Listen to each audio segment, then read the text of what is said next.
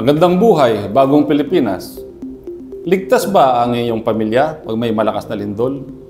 O alam mo ba ang iyong gagawin kung ito ay mangyayari? Walang paraan para malaman o ma-predict ang paglindol dahil kadalasan bigla na lang itong dumarating.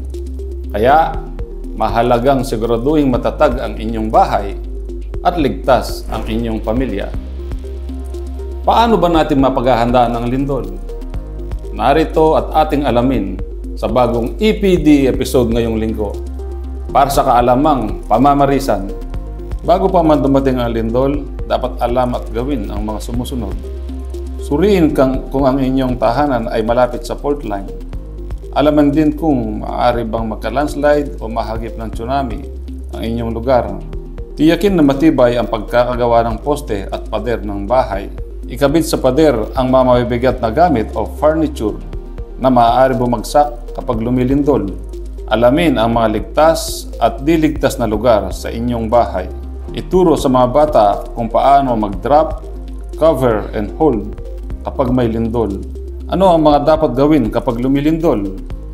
Manatiling kalmado, pumunta agad sa pinakaligtas na lugar o spot sa inyong bahay.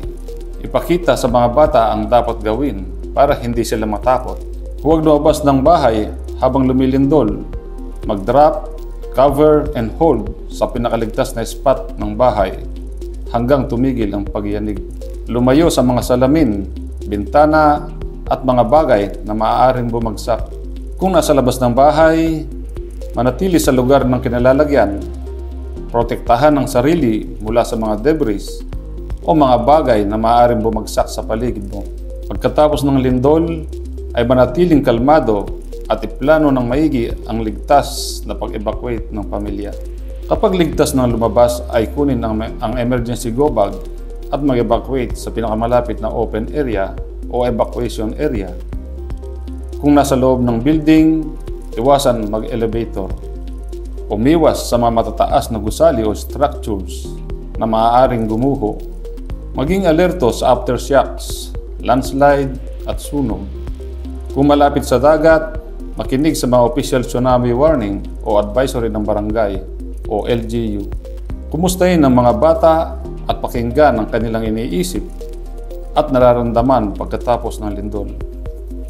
Yan ang mga dapat ninyong malaman at tandaan dahil laging ligtas ang may alam.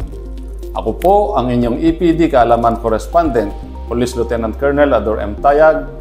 Sa bagong Pilipinas, ang gusto ng pulis, ligtas ka.